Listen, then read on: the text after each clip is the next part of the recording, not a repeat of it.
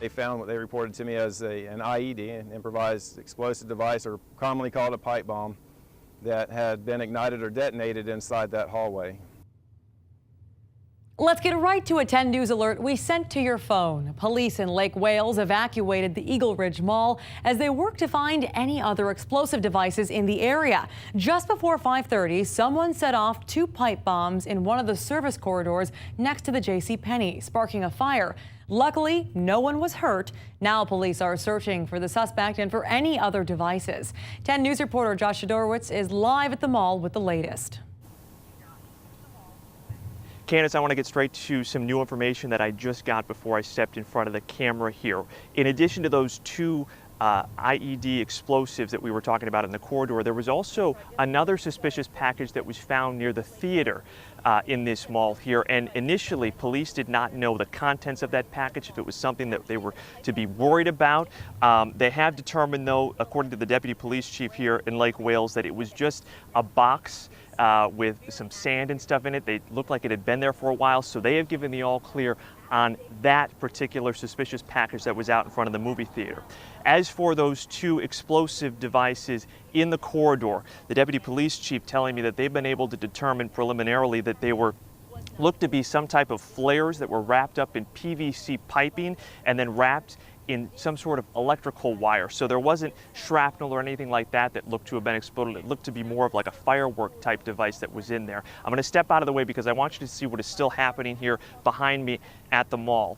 According to authorities, there are still bomb-sniffing dogs that are going store to store here at Eagles Ridge just to go double check, triple check to make sure that there aren't any other devices perhaps that are still lying around the mall here.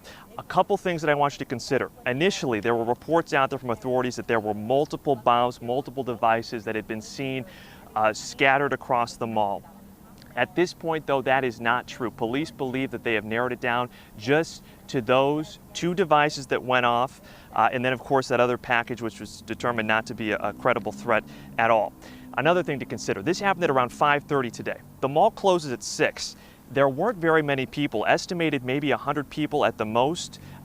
So evacuations were very orderly. They were not chaotic, according to police officers here on scene. And again, those devices that exploded were in an area primarily where only employees go. So authorities at this point not speculating on who might have done this, on why they might have done this. They are also saying that while they have contacted the FBI, they are not calling it terrorism. It is way too early. One thing they do know for sure at this point, that they are saying that there is no doubt that something like this makes the entire community here feel so uneasy. That includes the deputy police chief himself. Listen as he spoke to media just a short while ago. This is a family-oriented mall. While this was going on, my son was actually working up here at the mall when this started. It's very concerning when you think about it. I mean, it's people here shopping, just enjoying a Sunday afternoon or Sunday evening with their family, and literally boom. Back here live.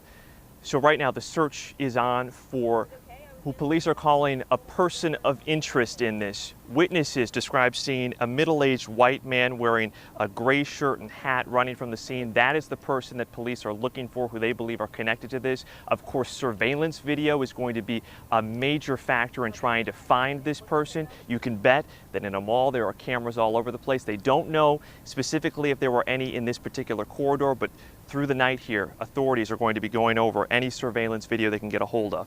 I want to leave you with this, because this is something the deputy police chief left us with here tonight. Yes, there are still canine dogs searching in there, but he said tomorrow morning, when this mall, not if this mall, he says when this mall reopens at 10 o'clock, it will be safe. So again, the search is on tonight for a person of interest, but luckily, considering what could have played out here tonight, nobody was hurt. We are live in Lake Wales tonight. Josh Shadorowitz, 10 News. Thank you, Josh. And this is a developing story. We'll, of course, bring you the latest information as we get it on air and online.